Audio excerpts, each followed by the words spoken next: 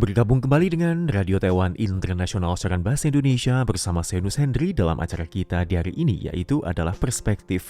Dari ini saya akan mengangkat sebuah artikel yang saya beri judul adalah Harga Shuttlecock Melonjak, Kenaikannya Melebihi Emas, Penggemar Badminton di Tiongkok Mengeluh, Berubah Menjadi Olahraga Mewah. Menurut laporan media dari China News Weekly, Shuttlecock bisa dibilang telah menjadi produk investasi generasi baru. Dalam waktu kurang dari setahun, isu kenaikan harga dari shuttlecock telah 2 kali menjadi trending topik. Lebih mengejutkan lagi, trending topik sebelumnya adalah kenaikan harga shuttlecock melebihi emas. Mengapa harga shuttlecock bisa terus naik? Dan apakah jika terus naik maka badminton akan benar-benar menjadi olahraga yang mewah?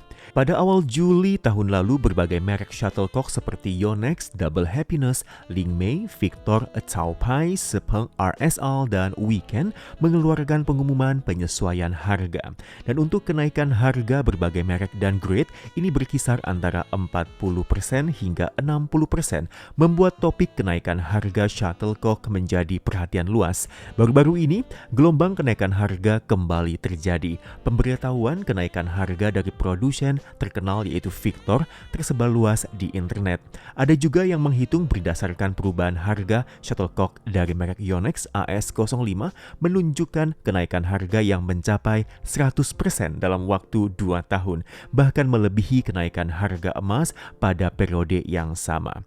Bagi orang dalam di industri ini, kenaikan harga shuttlecock sudah bukan hal yang baru lagi, yaitu seorang stranger badminton berpengalaman yang mengelola toko khusus tenis dan juga badminton di kawasan Jinan, namanya adalah Zhu Qiyuan, juga menyebutkan bahwa dalam ingatannya semenjak tahun 2018 hingga tahun 2019, setiap tahunnya ini akan ada kenaikan harga berkisar 3 yuan hingga 6 RMB per tabungnya. Bahkan tahun 2023 menjadi tahun yang cukup ekstrim, hampir setiap bulan menerima surat pemberitahuan kenaikan harga dari berbagai merek.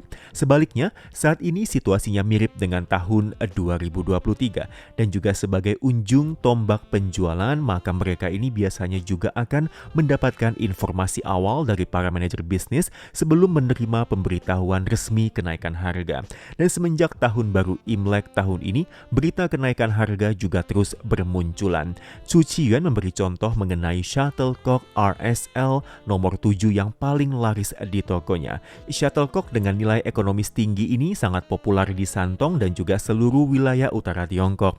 Saat ini harga kulakan sudah 15% lebih tinggi dibanding sebelum dan juga sesudah tahun baru. Penyebab kenaikan dari harga shuttlecock dalam beberapa tahun belakangan sebenarnya sangat sederhana, yaitu kelangkaan stok. Lebih detail lagi, bahkan bulu sebagai bahan baku penting shuttlecock juga menjadi tidak mencukupi.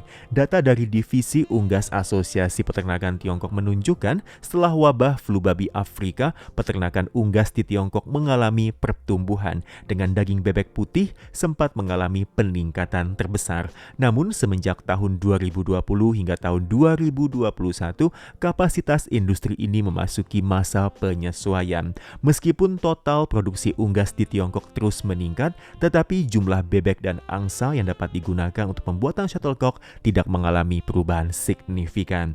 Lau Chen, seorang pengusaha shuttlecock di Tiongkok, menyampaikan untuk 1 ekor bebek bisa menghasilkan 20 helai bulu, tetapi membutuhkan waktu pertumbuhan 3 hingga 4 bulan.